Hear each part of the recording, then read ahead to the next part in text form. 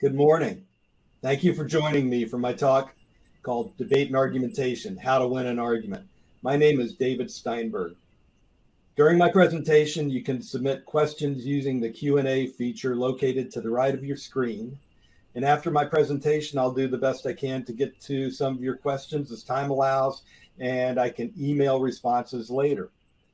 I'm gratified and a little bit surprised that so many of you chose my talk. We're living in a contentious and often uncivil time.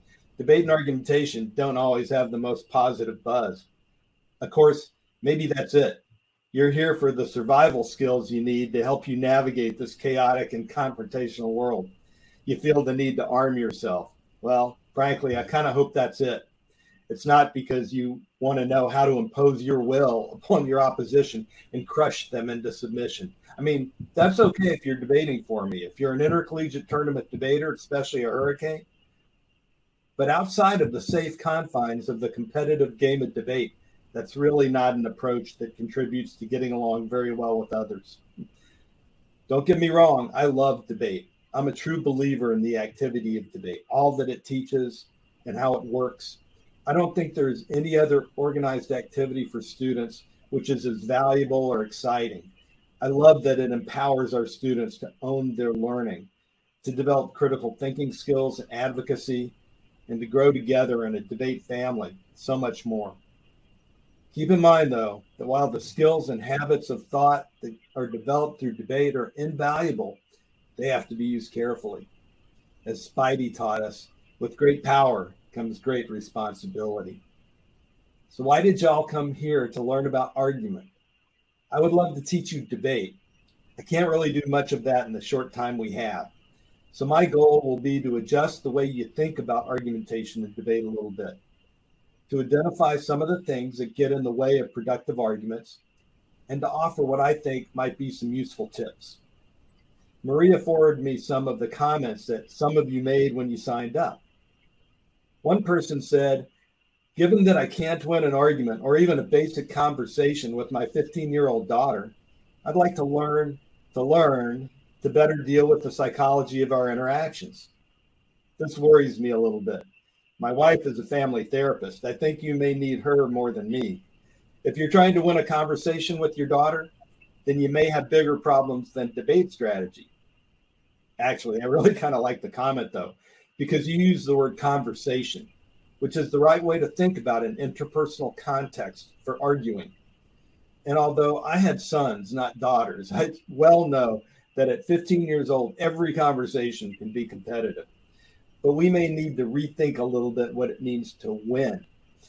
Another person said they wanted to learn debate to help me in my day-to-day life as I deal with people all the time. Again, your language concerns me a little bit. Dealing with people may reflect something about your relationship with those people that could be less constructive than, maybe sharing with people or getting to know them. Knowing how to argue better in a way to prove my points in an effective way, unemotionally, would be helpful too. Well, I get this. There's certainly emotional experiences we'd like to avoid.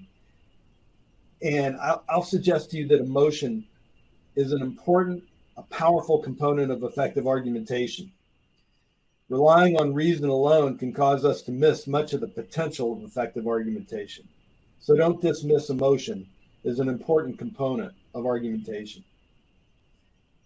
Another comment was that to improve, or wish was to improve interpersonal communication and learn more about myself. That's a fantastic comment. That person should be teaching this talk or giving this talk. Okay, let's start with question number one. What is debate? My world of debate is the organized competitive sport or game in which my students compete with other students. It's a safe and controlled educational activity. It occurs in a classroom, and it's pretty safe. Debate of a sort occurs in other places, in governments, clubs, organizations, and institutions, which operate under some kind of parliamentary procedure or rules. And something some people call debate even happens during political campaigns. Not sure that's really debate. So here are some characteristics of debate. One that's not on the slide is voluntary and willing participation. You can only debate with somebody who agrees to debate you with some set of norms or rules. I'll talk about those in a second. Presence of competing arguments. There's no debate. People aren't competing. The seeking of a reasoned judgment on a proposition. And the proposition might be explicit. It is in competitive tournament debate for our students. They have a topic that they address. They're assigned a side to that topic.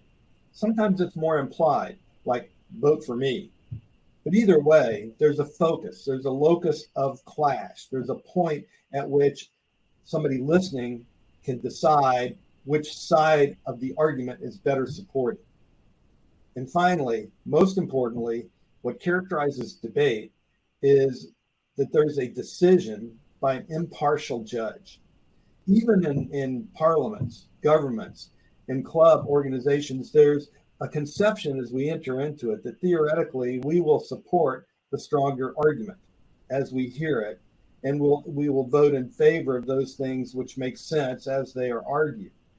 The judge in an academic debate works as hard as they can to be tabula rasa, to be a blank slate, to be willing and open to all the argumentation that's provided and to make a judgment on who does a better job at debating, not who they most agree with.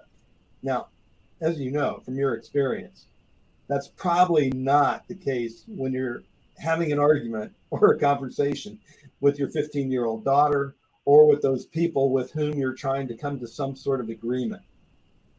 So debate is a little bit different from argumentation outside the safety of the debate context. What else is debate, though? Debate has rules. I mean, a lot of the rules are really more guidelines, sort of like Pirates' rules, but they're norms, they're conventions, they're the way that we approach it. They vary a bit by context. And I'm not going to go into a lot of detail about these various rules. I couldn't. You need to come to our summer workshop or take a course in debate to really dig into all this stuff. But some of the rules that, for example, we have when we have academic debates, when we use Robert's rules or parliamentary procedure in a club or a government organization, are that there's a format. And the format allows fairness. Each side gets about the same amount of time. It determines who gets to speak when. The format makes sure that neither side has a distinct advantage. So, for example, in a policy debate format, in academic debate, you have two debaters, they alternate speeches, but the affirmative side, the side that starts the argument, gets the first speech and the last speech. That's an advantage, primacy and recency. But the negative team, the team opposing the proposition, gets the middle two speeches. They get two speeches in a row in the center of debate. We call that a negative block, and that's an advantage because they get to speak for a long time without getting answered. Those two advantages balance out, so neither side has a distinct advantage over the other because of the rules of the format. We have presumption, which is a predisposition favoring a given side. We have this, by the way, in argument in and out of academic debate or rule-based debate structures. When you have that argument with your friends, with your family, there's a predisposition. Somebody has something they believe before the debate starts. Frankly, they don't tend to move it very much. In the game of debate, we have a rule of presumption, like presumption of innocence in the law court. We start the debate with one side ahead. The other side has the job, prosecution in legal settings, the affirmative side in a debate in favor of a proposition, to overcome that presumption, to overcome that sort of psychological predisposition that I'm not accepting that argument until you prove it to me. And by the way, the next bullet point is the burden of proof, which is the burden that you have to build a prima facie case, fancy Latin words for meaning a case that makes sense, in order to overcome the presumption that opposes it. Now, unique to the game of debate as we practice it is the burden of rejoinder.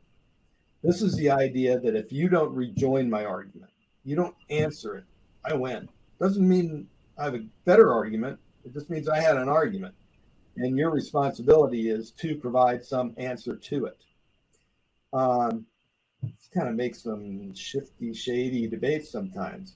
I can win with bad arguments if I make enough arguments so that you miss a few of them. That's not a very sound way to approach argumentation outside of academic debate. Now, ethical use of credible evidence is essential. It's important. And it's something we've moved away from too much outside of debate, but the game of debate could not take place without this emphasis on the validity, the credibility, the viability of the evidence that you present, and that you use in an ethical way, that you not distort it, that you not take it out of context, and that it is valid evidence, and you can investigate it on that basis. Stock issues is sort of a checklist, like the elements of a case. Have you identified all the questions that any reasonable thinking person would have if they wanted to approach this? And debate also emphasizes a content or focuses on content and class, not on delivery, not on emotion, not on the charisma of the speaker or the arguer, but on the quality of the arguments and evidence. Wouldn't it be nice if that's the way we always approached argumentation? It does create a wonderful world in the classroom, but we can't really recreate it outside. So how should we think about debate? And I'll expand beyond this to say, how should we think about argumentation in general? Some metaphors that allow us to think about debate are debate as combat or war. Somebody's going to win, and by golly, I want to be that side that wins. Because it is devastating, it is destruction if you don't. Or another way to think about that same sort of category of metaphor is debate's a competitive sport or a game in which the participants play assigned roles. And the assigned roles is important too, because in academic debate, we quite often get assigned the side of the position that we oppose. This helps increase critical thinking, makes you a better advocate for the side which indeed you do hold. It's a terrific way to learn, but that's not an ethical approach to argumentation in the world. Debate as proof is the metaphor used in courts, where debate is completely evidence and logic based. We could be Mr. Spock in Star Trek and only decide based on logic, remove our humanness or humanity to the understanding of what argumentation means. We create worlds where that works, but once again, that's not going to happen in the kitchen when you're having your argument with your teenager. Debate is performance. Political debates are mostly this. They allow the participants to let you know something about who they are, what their identity is like, and what they stand for. And their meaning goes beyond the argumentation to be the totality of their performance. Now, finally, the position that I wish to advocate, the way that I'd like for us all to think about debate is love. It's not war. It's not free of reason or ethics or morals. And it's not a show.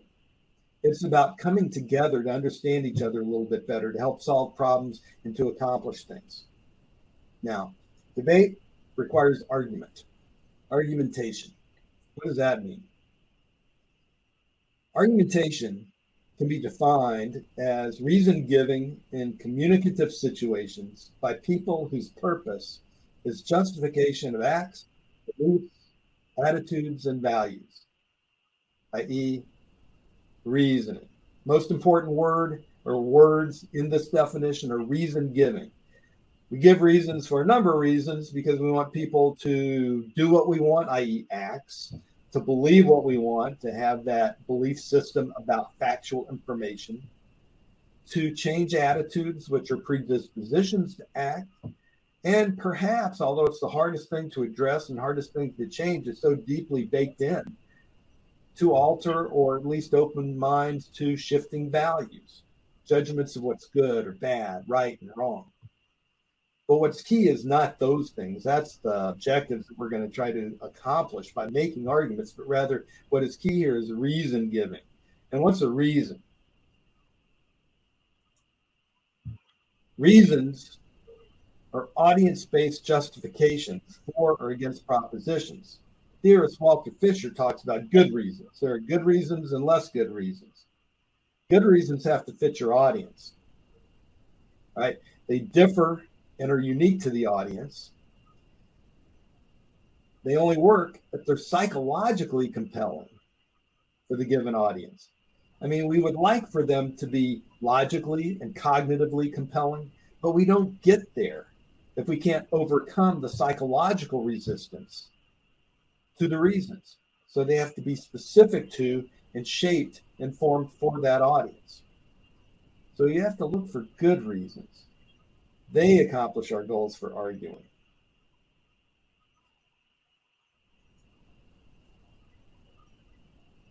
And so we haven't got any how-to stuff yet. Why do we argue? We don't know how to argue unless we know why we're doing it. We can't measure our success unless we have a sense of what our objectives are.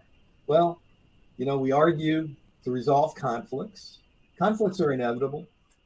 Conflicts are perceived differences among mutually dependent others.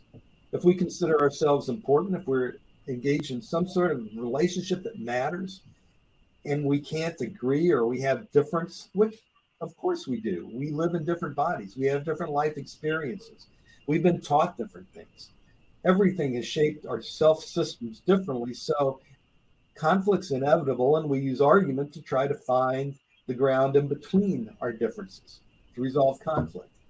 It helps us, therefore, make better decisions, solve problems. People forget about and don't think about this once they leave the classroom, but good arguments also help us learn and help us grow. After the argument, you may feel like you lost. I'm going to suggest at the end of this talk that you may have won more than you could ever imagine, because if you can learn from the experience, learn from what the other person with whom you're interacting has to say, then you can grow. That helps build stronger relationships by putting more of us on the same page, by bringing us closer together. In the last bullet point that doesn't show up on your slide, why do we argue? A lot of people argue for fun. I'm guessing some of those teenagers out there are arguing for fun. I certainly know people that join the debate team because they are the people that drive their friends and family crazy. They have to find the debate team because that's where they can find their fun, by participating in argument. Now notice that among these bullet points, even the one I added for fun, in objectives or reasons why we argue, to win is not listed. That's not one of the reasons why we argue or debate. We have to use arguments in order to debate. So my next question, I was numbering them. This is number 4, believe it or not, is what is an argument? Now, Aristotle was talking about this in the 4th century BC in Greece, and he defined rhetoric, the Greek study of communication, as the faculty for observing, for any given case, the available means of persuasion. The available means of persuasion, what are they? They're arguments. So there are a couple of important parts of this definition. One is it's for the given case. That's consistent with what Fisher said, that good reasons are reasons that are psychologically compelling for the given audience, i.e. the given case for that situation. And they have to fit the objectives, the reasons why we're arguing. In addition, we have to present arguments. Those are our means of persuasion. So what's an argument? If I said pizza is the best food, I have offered a potentially controversial statement, telling my audience what to believe. But there's something key missing. Doesn't tell you why. You have to add the reasons. That's the reasoning part.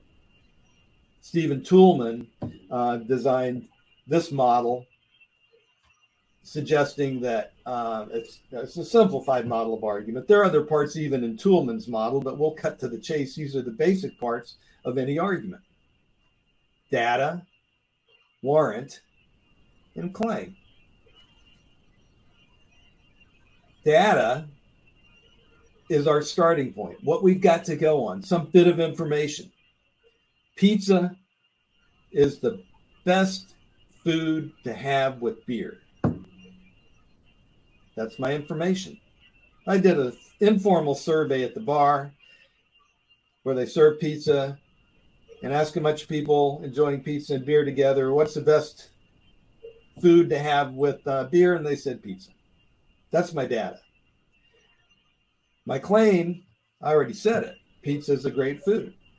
How do I get from these people in a bar said pizza goes with beer to the claim that pizza is a great food? Well, my test has to be what makes a good food is that it has to be good with beer. Now, you can provide some backing to that warrant. You could also provide a rebuttal. Yeah, some people don't like beer. They prefer wine, or perhaps they don't drink. My argument fails a little bit then. But the warrant is the key. It's the most important part is the test. If a warrant is strong, that means the reasoning is making sense. It's psychologically compelling for your audience. Data, now I will tell you that in this world that we live in now, there is more range of understanding of data, i.e. your starting point or what we consider to be facts, than there ever has been before. So more debate enters into what is data and what is the credibility of data than has previously been thought about. It's important, but in general, we have to agree upon data before we can consider alternate reasoning processes that get us to different claims. Claim is the point you're making, but by itself, it's not an argument. It requires data and warrant in order to make it complete. So here's my first practical tip for argumentation. Organize your argument. When you say your argument, say it like this. Offer a signpost. My argument is, that's a signpost. It's like the highway sign, highway marker as you approach the exit saying exit here. It means I'm going to listen because the next thing you say is going to be your point. My argument is. And then the tagline, which is the point you're making. It's the claim. Pizza's the best. Then your proof. What's the evidence? I talked to all these people at the pizza restaurant. Your explanation, which may be embedded within the evidence if you quote it from an expert, or it may be your explanation of why that testimony from those pizza eaters in the restaurant is rationale for accepting the claim. And very importantly, what is the impact? Why does it matter? This answers the question of so what? If I can tell you why it matters, then I have a better chance of winning you over. Now, Aristotle says that what makes an argument work are the modes of persuasion. An argument is not good or bad because of some abstract measure or mathematical test of are there fallacies there or does it follow a certain prescription. An argument works if it addresses ethos, pathos, and logos. Ethos, literally from the Greek, is ethical proof.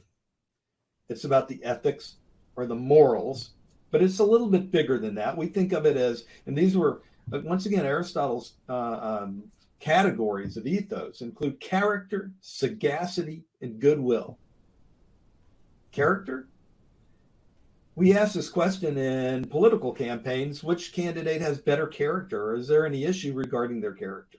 What are we asking when we ask that? We're asking, do they have good values, and do they live by those values? And by the way, how do I know what values are good? I have to measure them against something. Measure them against my own values. So in order to assess someone as having positive character, I ask the question, are they like me? Can I relate to them?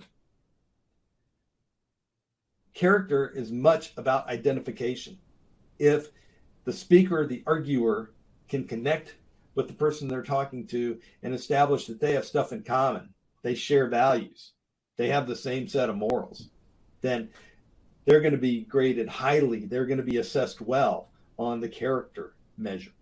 Sagacity is the extent to which you are sage or have wisdom.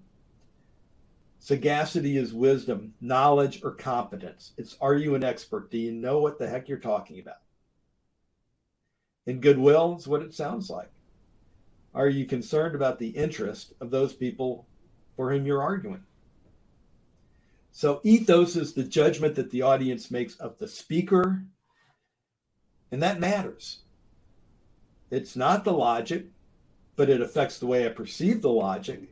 And so it is important to present yourself in a way that connects with people, that presents yourself as competent and demonstrates that you care for their best interest. Pathos is emotional proof. Plato was Aristotle's teacher. He didn't like rhetoric. One of the reasons he didn't like rhetoric was because it used emotions in order to try to sway people. And he felt like emotions cloud your judgment. Does that sound real? Do you believe that? I think somebody who came here to learn not to make emotional arguments had that in mind. Well, Aristotle said, no, emotions are important. They make us human. They help us make good decisions. And realistically, we can't divorce them from the power of argument.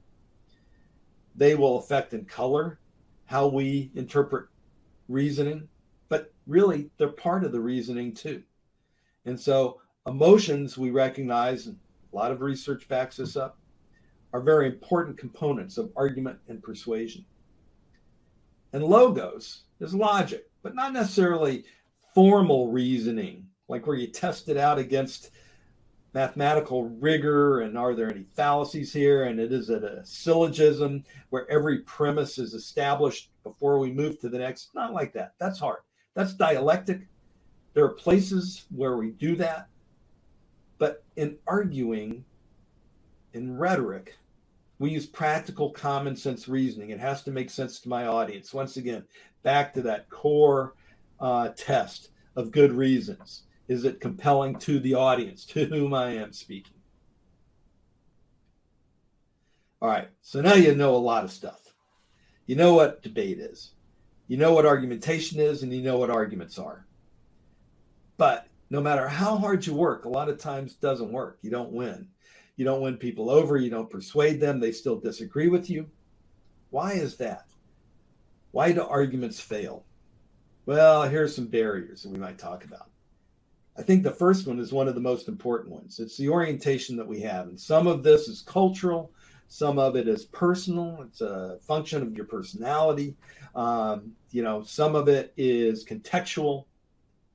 But some people approach argumentation with an orientation that if I debate, I'm going to lose. Everybody loses. Let's not argue. Arguing is stressful. Arguing is scary. Arguing means yelling and screaming and saying mean things to each other and hurting each other's feelings. We all lose. Let's not argue. That's a lose-lose orientation. Now, if I'm forced to argue, but I'm convinced that no matter what happens, I'm going to lose, that's self-fulfilling. More people have the win-lose orientation, that when there's an argument, somebody's going to win and somebody's going to lose. And by golly, I want it to be me who wins because I don't like the consequences of losing. And quite frankly, that's not a constructive approach to doing much other than winning ballots in a debate tournament. I like winning ballots in a debate tournament, but I don't for a minute suggest that that is the way we solve problems or bring people closer together once we leave the debate tournament and find ourselves in the world or even at dinner at the end of the debate. The illusion of explanatory depth is a theory offered by Zbigniew and Marsh, a couple of theorists, a couple of psychologists who say that people tend to believe they understand the world more deeply than they actually do. They only realize the belief's an illusion when they attempt to explain the elements of the world. So if they know a little bit, they think they know a lot. And most of us fall into this. It's human nature research indicates that this is a problem that we have to battle. But the answer is in the research too, because it says that many people do realize that confidence they had in this knowledge is an illusion if they're forced to try to answer questions about it. Selectivity. Our knowledge, our perception is highly selective. We select what we'll expose ourselves to, the channels we watch on TV, the websites, the material we look at on social media. We selectively expose ourselves to information and arguments. We selectively perceive it such that we conveniently remember the facts that support our beliefs and forget others. We zero in on the stuff that's most consistent with how we already think. We're very selective. Our perceptual screen, based on personality, some of its nature, some of its nurture, but we select out. Motivated reasoning is built into a lot of psychological studies that indicate that people don't notice fallacies or flaws in an argument if the conclusion supports their viewpoint. If they're hearing what they like at the end, they don't listen much to the middle. And when they're shown contrary evidence, however, they're far more critical. If they hear the other side, they know the tiniest hole in the argument. But if they're hearing the stuff that they believe, they don't see the flaws or hear the flaws. Earned dogmatism. Now, this is a danger for us professors. This is the idea that we confuse our current level of understanding with our peak knowledge. So way back when I was in graduate school, and I spent 8 hours a day reading pretty heavy-duty literature, I knew a whole lot about some things. And now, all these years later, I don't remember all of that. I remember some of it. And I connect to the people who taught me or I learned it with. And my social norms dictate that I think of myself as an expert, so I'm entitled to. I'm given license to be dogmatic, to be closed-minded, to believe that I know what I know, and since I'm an expert, it must be right. And so that's earned dogmatism. Maybe it's not really earned, but we got it somewhere. We think we earned it. All this comes together really to describe what you've heard of before, which is confirmation bias. The tendency of people to favor information that confirms what they already believe. And there's 60 years of research about this. Frankly, it's more influential than is persuasion. Why do we do it? A lot of reasons, which include, but aren't limited to, combating information overload. We hear so much stuff we can't listen to or think about it all. It's too frustrating. It's too overwhelming. And so we pay attention to that, which is smaller, which is consistent with what we like to think of ourselves, knowing the people that we like to think of ourselves being connected to, the ideas that we relate to. It protects our self-esteem because we can believe that our beliefs are right and feel confident about those. It can minimize cognitive dissonance, that dissonance between beliefs. We change beliefs, sometimes change behaviors based on the dissonance between the beliefs and behaviors or between the two beliefs. When we have one belief and somebody provides us some information which seems viable, but it is in contrast to, it is dissonant with the belief we already had, we're going to change one of those. Most likely we're going to change the new information because the other stuff's easier for the reasons I already talked about to stick with.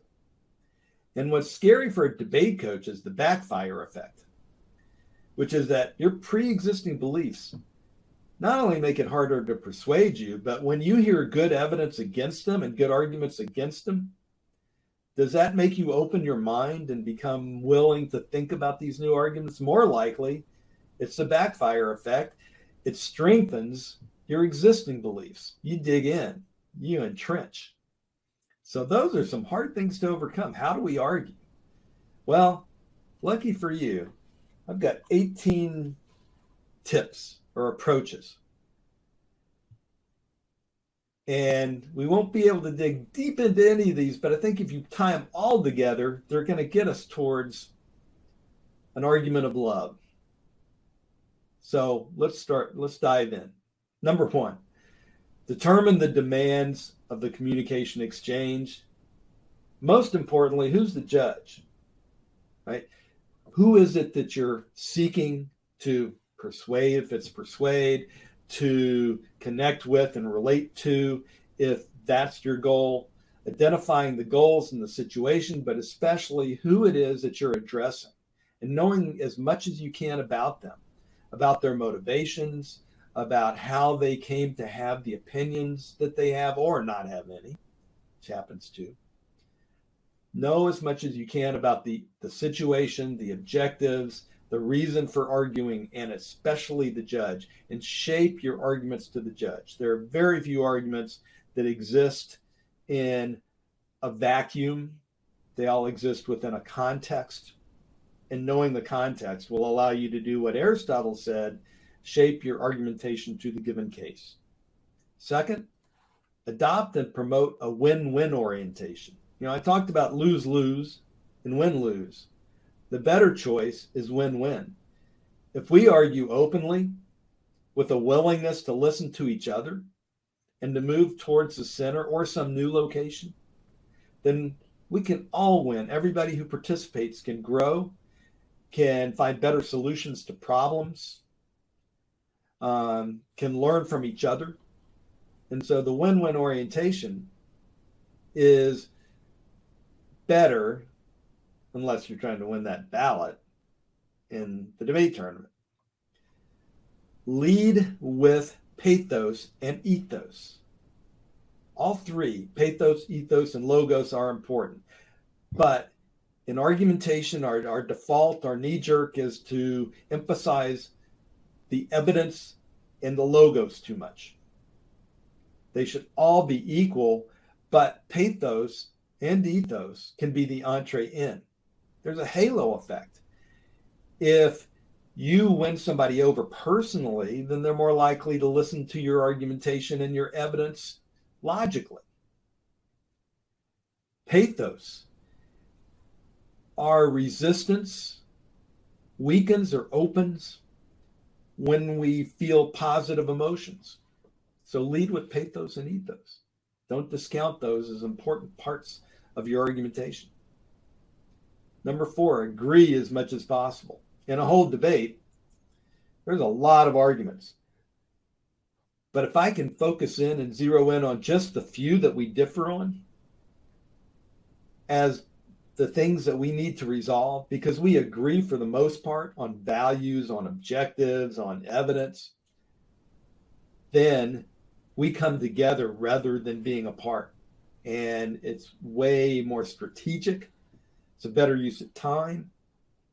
And the fact that we can relate to and agree with our opponent, they're not really our opponent, makes them more of a collaborator, helps increase the cooperation. Number 5, of course, be prepared and know your facts. Part of that is to develop your ethos. Use the lingo, know the language, be able to offer reference to whatever the detailed information is that relates to the issue. Knowing your facts also puts you in a position to ask good questions of your interlocutor to challenge their knowledge base, which leads into number 6, which is ask for details. And you don't know to ask for details unless you know the details, because you've done your homework, you've done your research, and you know about it. If you ask somebody who is committing the fallacy of explanatory depth and experiencing that illusion, they may become self-aware. In addition, if they provide the details, you might just learn something, which is also a benefit to all of us. 7, be empathetic and person-centered. The more you can see the argument, understand it, and understand where it comes from the other's perspective, strategically, the better you are positioned to answer it. But you're also learning, and you're building relationship, and you're building your coalitions and cooperation. Fill knowledge gaps with narrative. Study done at the University of Michigan and the University of Exeter had the study subjects read stories that were written about a fictional senator who was allegedly under investigation for bribery, and he had resigned his post. And they added to that written evidence, which was a letter from prosecutors that confirmed that the senator was innocent. Even with that letter from prosecutors, the people trying to find guilt, they said he was innocent. People still thought he was guilty based on the fact that he had resigned his post. And I mean, we tend to believe it when there's an accusation of bribery to begin with. It didn't change their suspicions of his guilt. But when the study participants were given an alternative explanation that he resigned to take another job, a job he had dreamed about having his whole life, they changed their minds. There was no different information about his guilt or innocence, but his motivation for leaving. But that changed people's minds. So a story filled the knowledge gaps. It filled the gap of why. Why did he leave? Why did he leave this job? That strategy is often used in murder trials, the affirmative defense, rather than relying only on, I didn't commit the crime. I might also argue that somebody else did. And if I have another story, if I can answer the question of who done it, I might better win people over to my case. Number 9 is persuade the others to take an outside perspective. You might do this by quoting people from outside or create a hypothetical. Ask them, what would you think about this problem if you were the parent of an argumentative 15-year-old?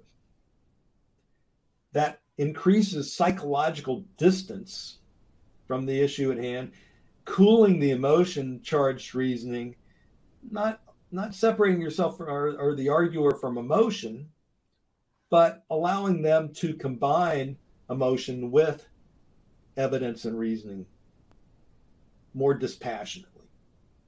10 is reframe the issue. For example, I want you to be a vegan, or at least try some vegan diet. And I want that because I believe it's good for the environment, because it's, for political reasons, because cruelty to animals is absolutely critical and impacts and affects the way that we treat each other and otherize. And you're not down with any of that. But maybe I can reframe it by saying, if you switch to veganism, you're going to lose weight and look better. I've reframed the issue. I've changed it from an argument about politics to an argument about health and maybe even appearance. Appeal to an alternative identity. We all have multiple identities. This guy, Jay Van Bavel at New York, NYU, he researches the neuroscience of the partisan brain, and he sees that when you connect with different parts of the brain, they will ultimately come together and build clusters. Okay, so I am a professor. I'm also a parent.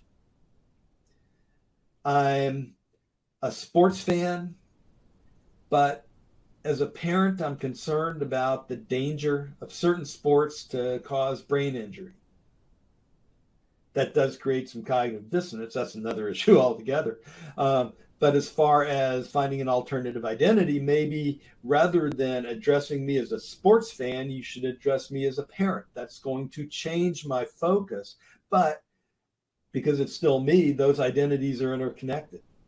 So zero in on the identity, which is going to be the most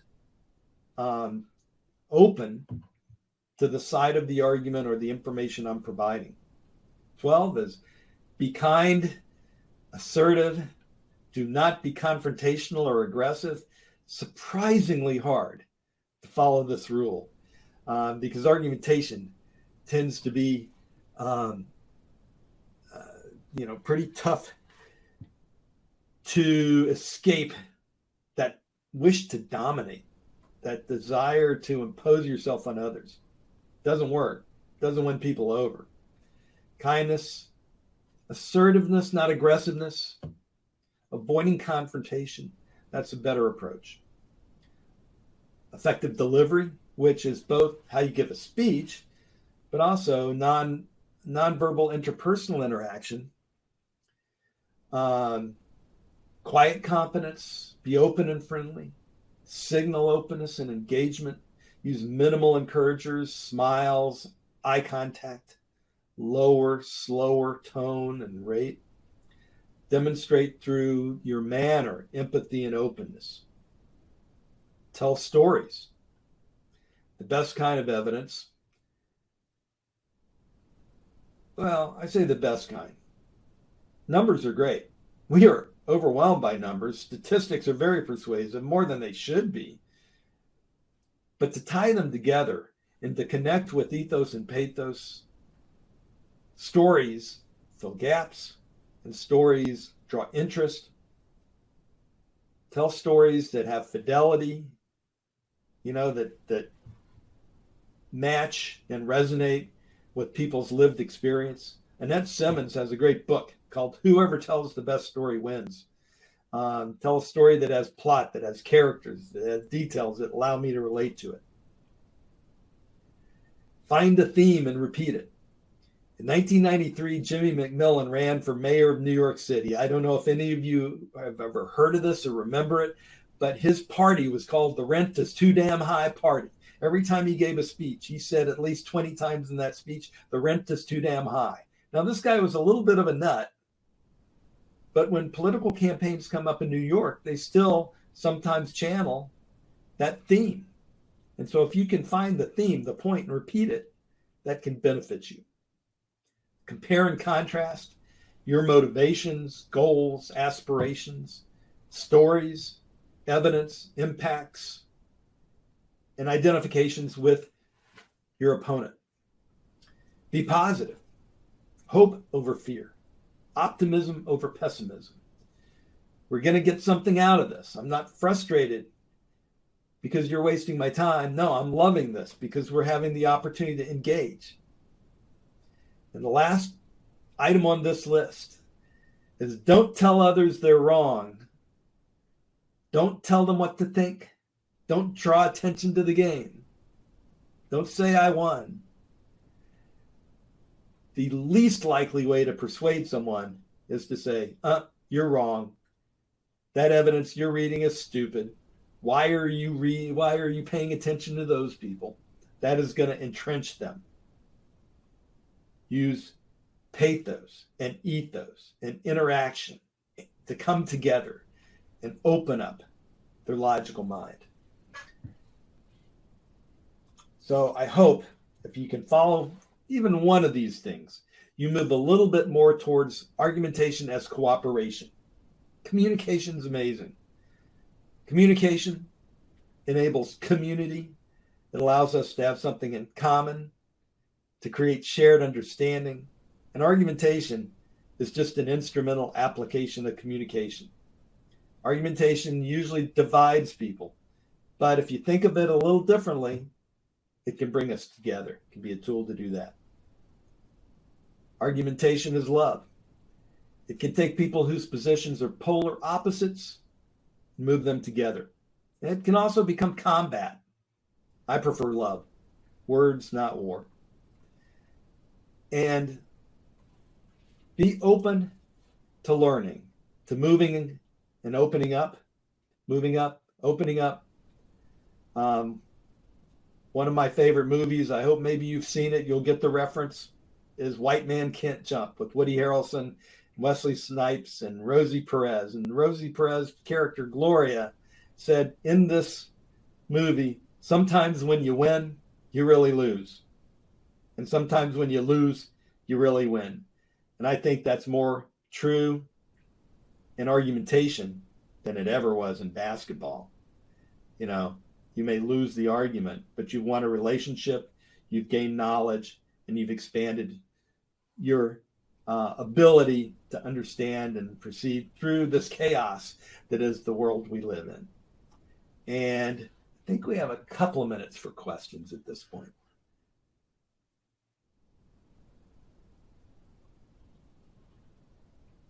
I'm going to go from the bottom up because I see a question here from Derek. I have the impression that the willingness to engage in debate has decreased in the years. Has this been evaluated systematically over time? What does the data show regarding trends in open-mindedness and willingness to engage in debate? Well, I'm going to answer this on a couple of levels, although that's a great question. And it makes me curious, and I want to go back and look and see what kind of data has been gathered about debate or argumentation outside of debate. Debate as an activity in college is more popular now than ever. Now, we have fragmented because there are so many different groups deciding on how the best way to approach debate is. But the debate course and debate training, debate across the curriculum is more popular than ever. So there's interest in debate as an educational tool. But I have the feeling that, and I think this is very recent, this fragmentation, this political fragmentation and division that has been born of media trends, among other things, has probably made people a little gun shy to engage in debates. That would certainly be my feeling, my expectation. But I like the question, and I'm going to see what kind of research is out there. During a heated debate with, say, a spouse, how do we best control our emotions that can run high? Once again, my wife is the therapist, not me. And, those are certainly moments where it's necessary to find a cooling off. And if you're engaging emotions, they need to be positive ones. I am a little afraid that I don't have the competence to step into that question, other than to say that it is always the case to choose your moment, approach conflict in a timely way such that you have time and context to enable openness, and sometimes set the rules, if you can, before you start, and at least become aware of rules that need to be established as you're progressing through the debate. I'm interested in how to deal with strongly held beliefs, which are often not based in fact or reason. I've tried to address that a little bit, and I assume you mean not your own beliefs, but beliefs that others have. I think that the first step is do not oppose them, reject them, demean them, or suggest that the person is wrong for having them. Open up with stories and emotional interaction, engagement, which offers the opportunity to delve into how did they come to these belief systems? Where is their evidence, coming from? Upon what do they base it? And offer soft but not judgmental comparisons back and forth. You ask a great question. That is the heart of so many of our problems today. And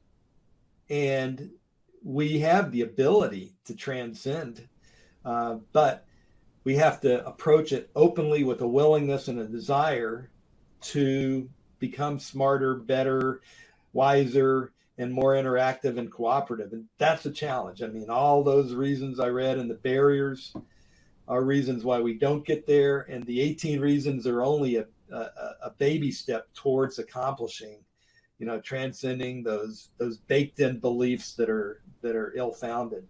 But that's our challenge, and we really need to do it. The other answer I have, and am I out of time? I'll keep going until they shut me down, I guess. Is everybody needs to take debate. I'm a true believer in debate education. I think what we offer in the university is wonderful, but far too people get access to it. The more people that are become part of a debate program, the better critical thinkers they are, and the more rational they are. All right, so I've gotten the cue, and I appreciate your questions. I'll try to get back to them as I can. I want to thank you for attending and selecting this session. I hope you enjoyed it. I hope you found it informative and valuable.